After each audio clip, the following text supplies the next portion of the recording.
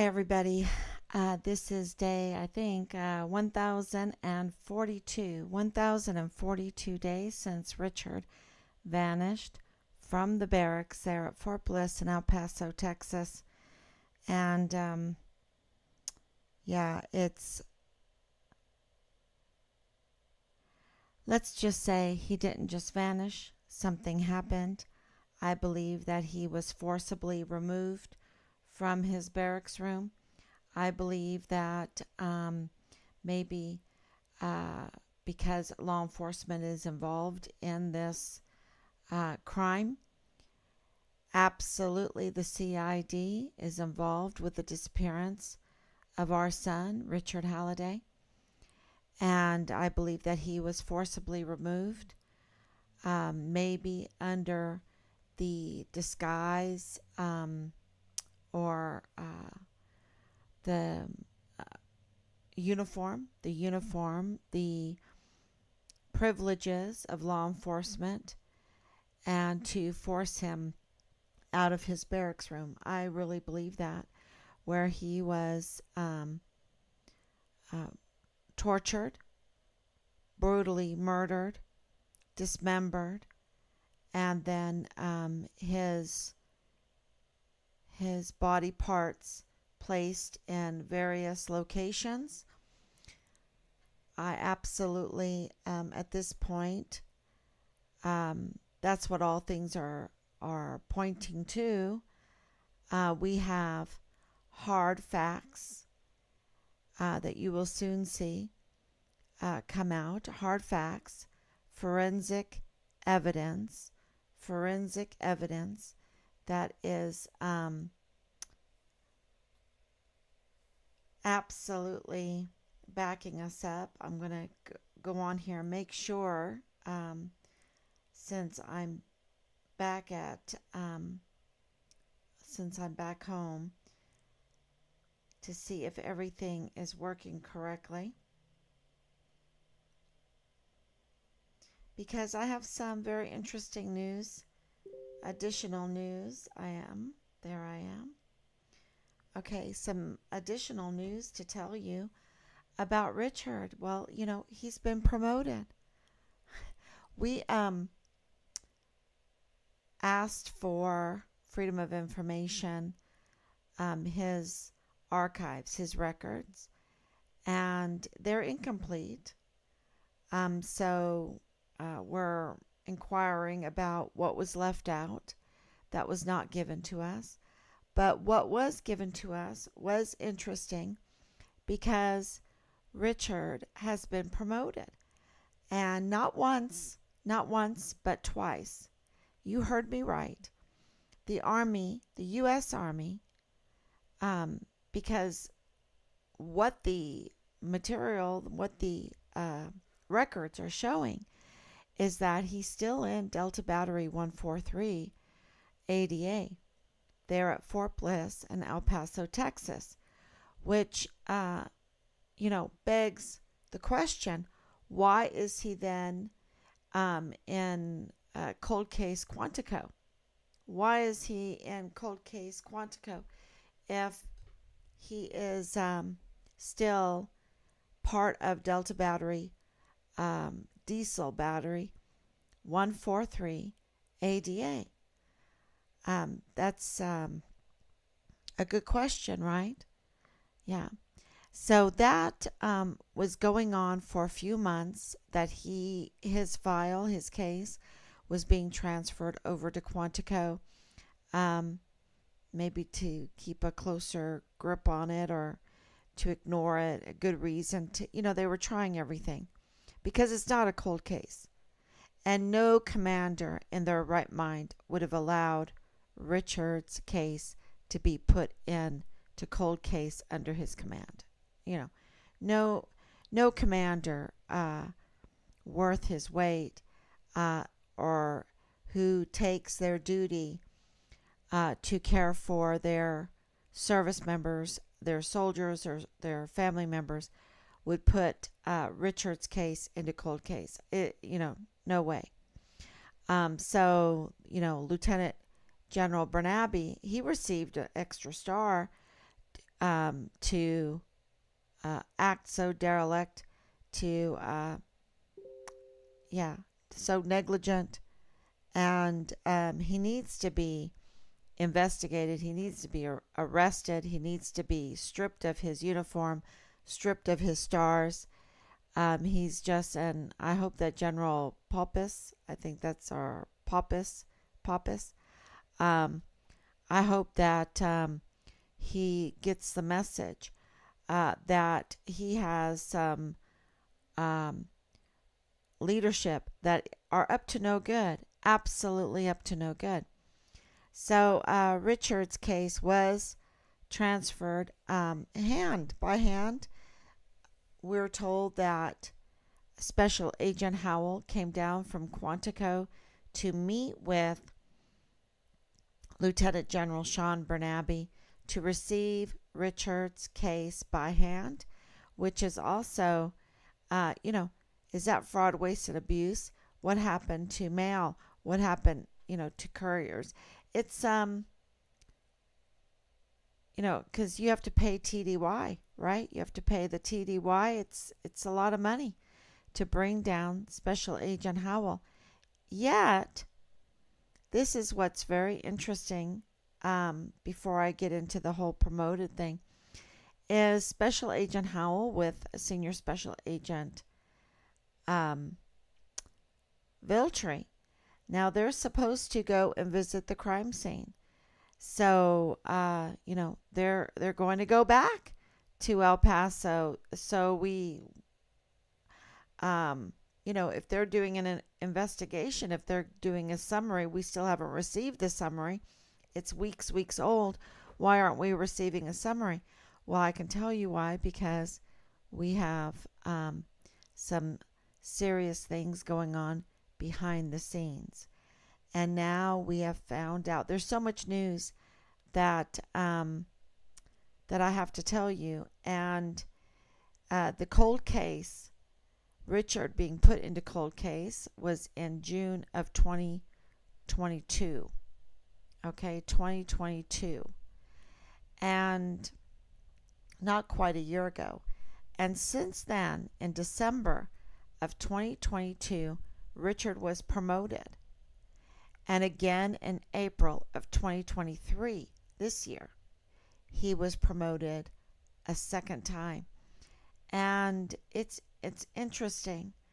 We're going to try to understand how that can happen, because normally the only time they would promote someone in cold case, especially suspected of being murdered, he is absolutely at this point 1,042 days suspected of being murdered. And so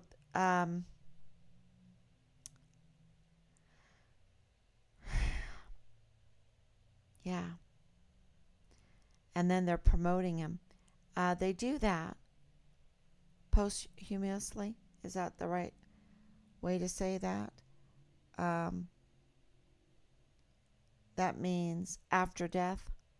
They will promote a soldier after death.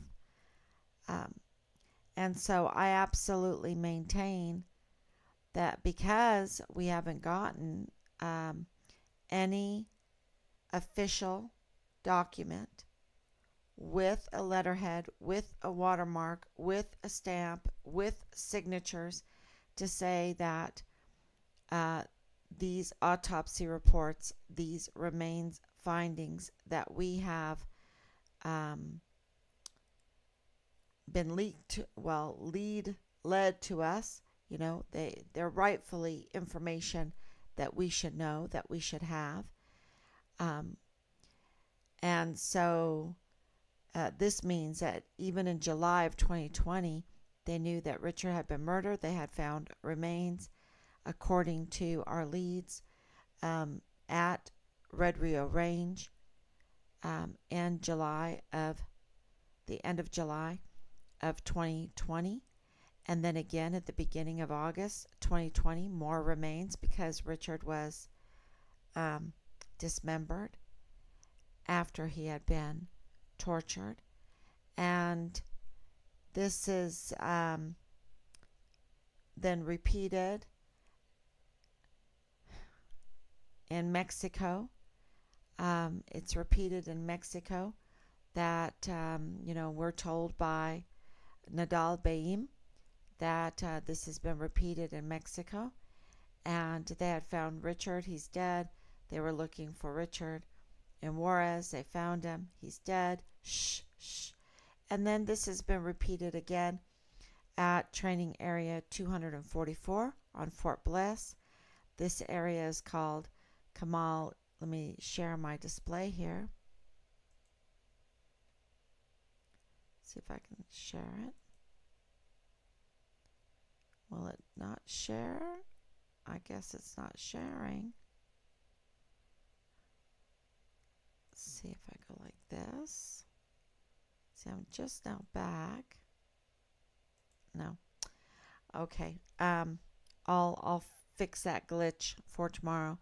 But it is the mock, and I need to put up the maps again because we're looking for a fourth area, and I want to tell you where we're looking for the fourth set of remains.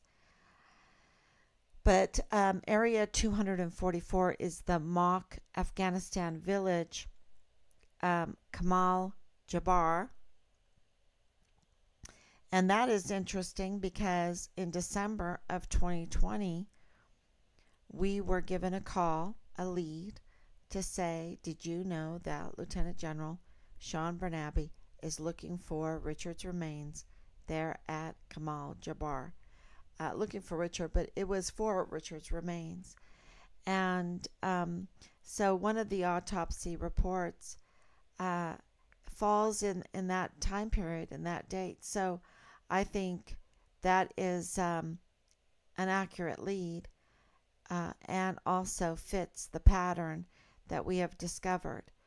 So with all of that said, they promoted Richard. They do that after soldiers are dead.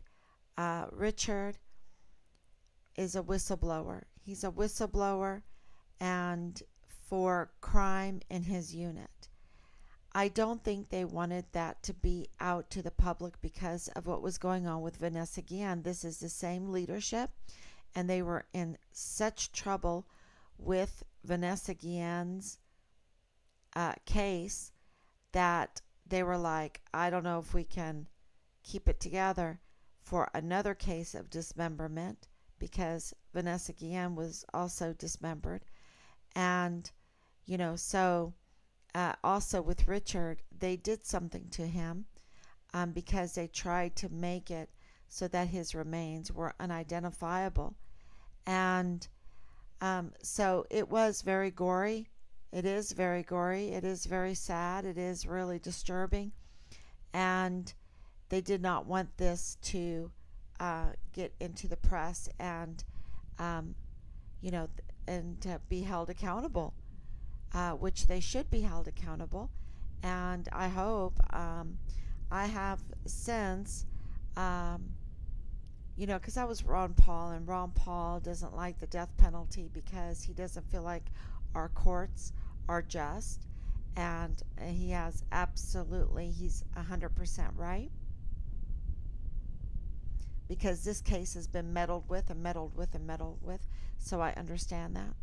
But I don't know. I think I've changed my mind. I think Texas has a lethal injection. I think the lethal injection should be absolutely on the table when all of this breaks. And when the perpetrators are brought to justice, the lethal injection should be on the table because of the level of crime is, and it's like a repeated. There's no stopping. It's just one crime after the other, and this is a threat to not only the military community there at Fort Bliss, not only to our family, but not only to El Paso, but also for Army readiness, for the world. If we're always allowing all of these cases of multiple crimes being committed and over and over and over again, and they get away with it, then more crimes are going to be, because there's no stopping them. They're never satisfied. They're never satisfied. It's one crime after the other. If it's not sexual assault on minors, on children, and child sex trafficking, and child sex pornography. Well, pornography. If it's not racketeering, if it's not selling military equipment, if it's not, over the border, that's so easy to do if you live in the El Paso area, or adjusting the books, being fraudulent. There's just so many ways that they keep on, weapon sales, things that don't belong to them, and stealing them and making money off of them. Things that criminals do over and over again. There's just no stopping them once they start. And so I don't want to be a judge and jury on this. I just think it should be on the table, and I think we should have discovery, and we should hear what they find out. But for Richard, him being promoted not once but twice, in December and in April, December 2022 and April 2023, it shows you again that Yellow Interpol, that what was said about him, and I had some information I wanted to show you on the display, but it doesn't seem like my display is working, so I'll work on that. But I wanted to show you, and I think I can read it off. I wanted to show you this beautiful picture of my son.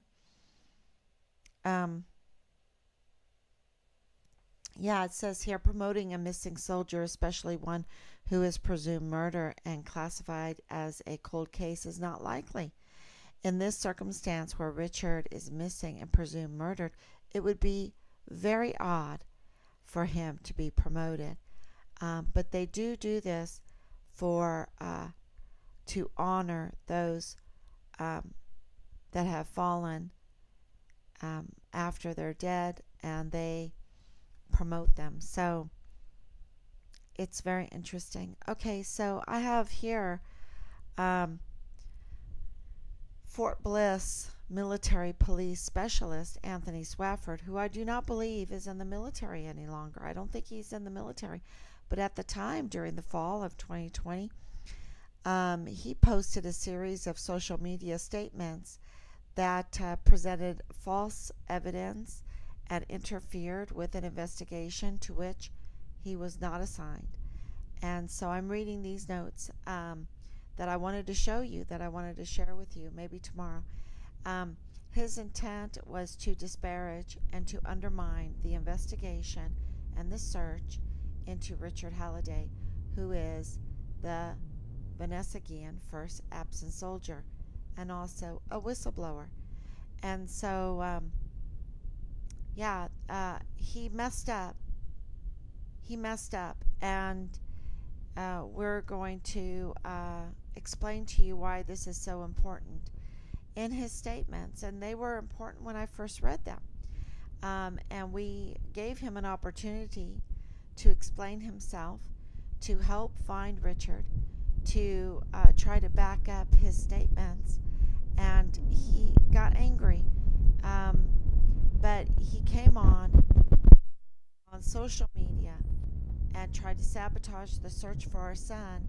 And then he gets angry when we're like, why are you doing that? We're looking for my little brother. We're looking for my son. We're looking for our friend. Why are you doing this? And he gets angry.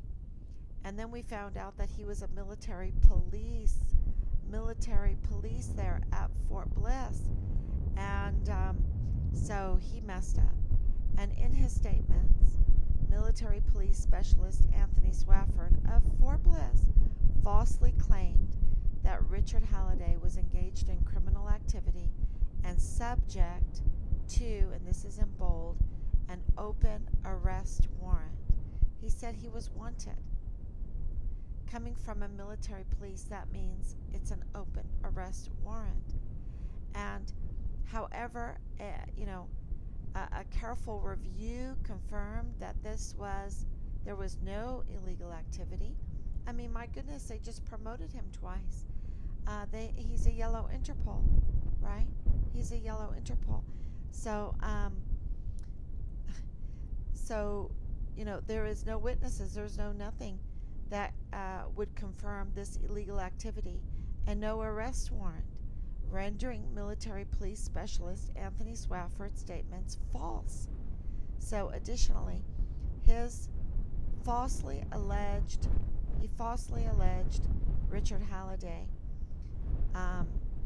in engaging with prostitution and physically harming multiple women, which was also debunked, which was also determined to be false. And he asserted that this information was a fact, and it was not a fact. It was a falsity, not a fact. And when questioned about these statements, he got pretty upset. He claimed to have personal knowledge, which was obtained from, get this, the Fort Bliss Military Police guard mount. From the guard mount, that's also in bold.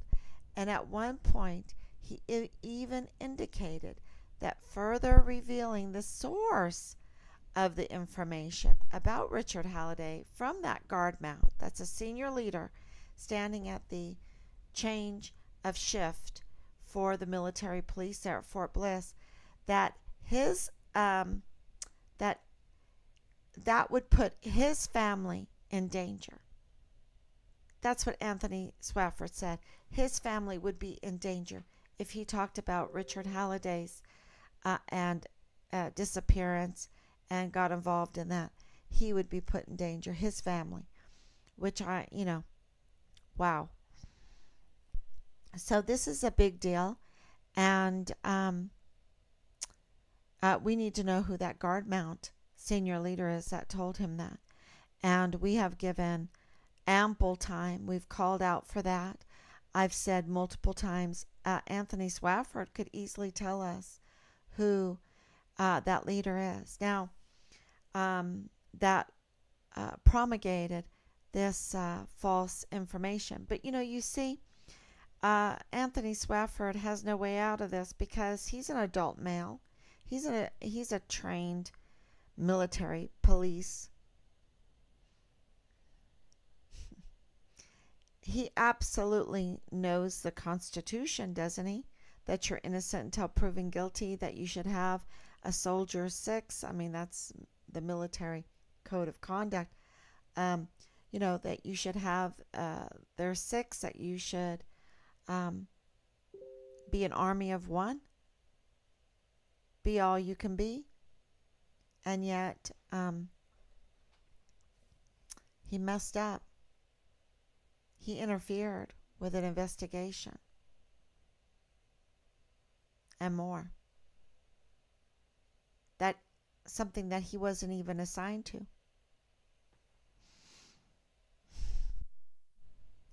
Okay, so another thing that I wanted to talk about was the sheriff's information. We received quite a bit from the sheriffs there at Sarasota in Florida, because we were living in Sarasota, Florida at the time that Richard went missing. And they don't have a warrant, y'all. They don't have a warrant. They cannot produce a warrant for coming to our home, searching our premises, even an arrest warrant. There's nothing there.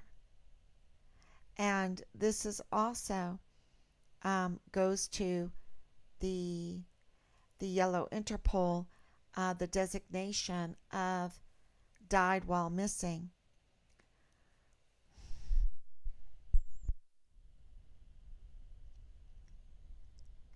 You don't have to produce a body if you designate someone died while missing. Okay, you don't have to produce a body. And,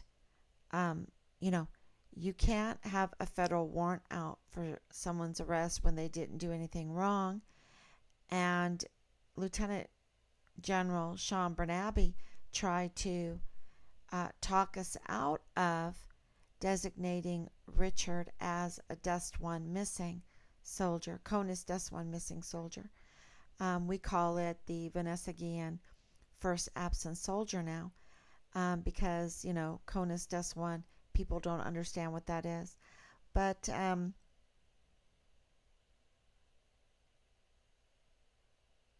he tried to talk us out of getting that done, because he said then there wouldn't be an arrest warrant on Richard. Well, where is the arrest warrant? Where is it? There's no arrest warrant.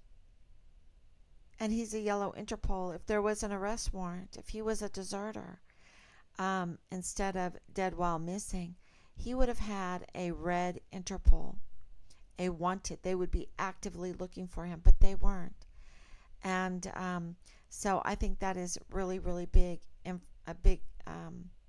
information, important information. And also, I will tell you that the paperwork that was given back to us by the sheriffs there in Sarasota, that was also incomplete. So we're paying trillions of dollars for all these excuses and incomplete paperwork. Okay, no record. They can destroy a soldier's life, and they don't have to keep proper paperwork. That's really crazy.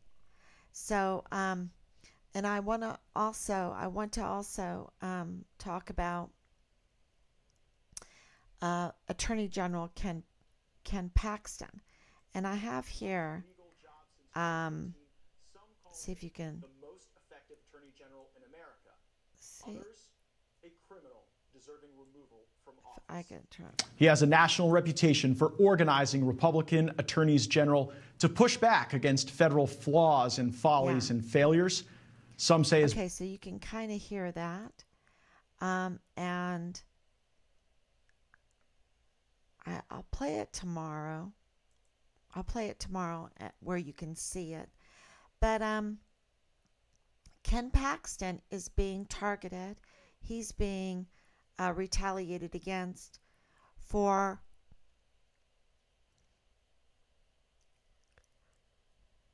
doing his job. Y'all. Just like Richard was targeted for doing his job, he is being targeted for doing his job. And they don't want him to get to the bottom of what he is discovering in cases that he's involved in. And just like Richard, they don't want people to know what Richard was exposing. That's why the Child Protective Services has still not produced the FOIA request that we have. So that will we're working on that too. We are made the everything for our son's case. The chief investigators, the staff, the media, we're made everything for our son's case. And, it seems like, look, we have hard facts, forensic evidence that will be, we already shared so much of it, but we'll share even more.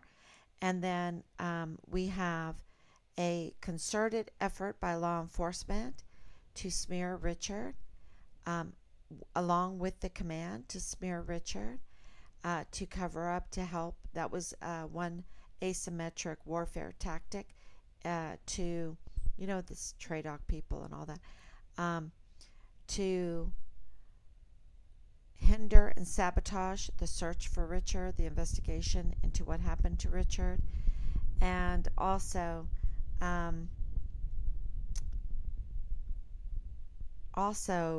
we have Soto, everything leading back to Soto and Soto's conflicts of interest with Special Agent Tavita Nusa, who was assigned to Richard's case, who had given access to Richard's file, to Leilani Hart, who is the mother of First Lieutenant Dallas Hart, who is um, serving at the same time in the same command as Richard Halliday, and um, part of a family that was sexually assaulting a 7-year-old in Leilani Hart's master bedroom by multiple members of the family. And First Lieutenant Dallas Hart is reported by his mother in a notarized CID complaint that went to the FBI level, that he was engaged in an incestuous relationship with his brother while he was in uniform, and had child pornography for long periods of time. That's not my words, that's Leilani Hart's words. Leilani Hart's reports against her son, and you know, she was given access, and she was bragging about running the CID and bragging about Mexico too. And we, have known that my husband's report to Mexico um, was questionable because there was nothing being done, and now we have confirmation that it was absolutely not reported like he had said. They took advantage of our lack of, or not, virtually no knowledge of the Spanish language, and somehow, some way, they interfered with Rob's report in Mexico. And, so we're working many, many different things, but we have the warrants on our house non existent. There's no warrants to search our home. We have the civil rights and tampering into an investigation done by a military police specialist, Anthony Swafford, who's is just following orders. He's just a specialist from the guard mount, but he messed up. He should know better. And then we have Attorney General Ken Paxton, who is also, believe it or not, connected to our case. He's connected to our case along with others in the civilian world, that we are working behind the scenes to get to the bottom, find Richard, and at this point, it really is in the morgues. It really is, give us Richard's remains. We want Richard's remains, every last piece of him. And, there's really very little hope of that, because he was, spread across many different locations, and he was laid there for long periods of time. So we'll take what we can get, and that's really what I wanted to say to everyone tonight. If you have any questions, I will be glad to answer them. It doesn't look like we do.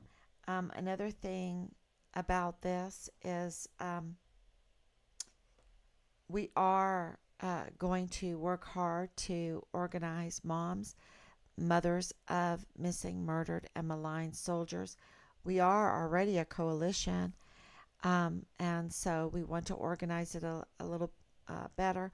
And it's something we just started, but we need to act as a coalition to get the impact, to get the changes that we need, that will also help drive them into doing the right thing, which is to give us Richard's remains, and also to hold those that did this gruesome crime accountable, and those who covered up accountable, and those that, the DOD at the highest levels, they committed crimes against humanity during 2020 and 2021 and onwards. And so if they're going to commit crimes against humanity at that level, of course, they wouldn't mind, committing more crimes. It's just with leaders like this who needs enemies. They have no character. So I will be back tomorrow, God willing, back on with more information. You wouldn't believe it. And as we're getting all of our FOIAs answered now and they're coming in, I'll let you know. Please share this, and God bless you, and I'll be back tomorrow.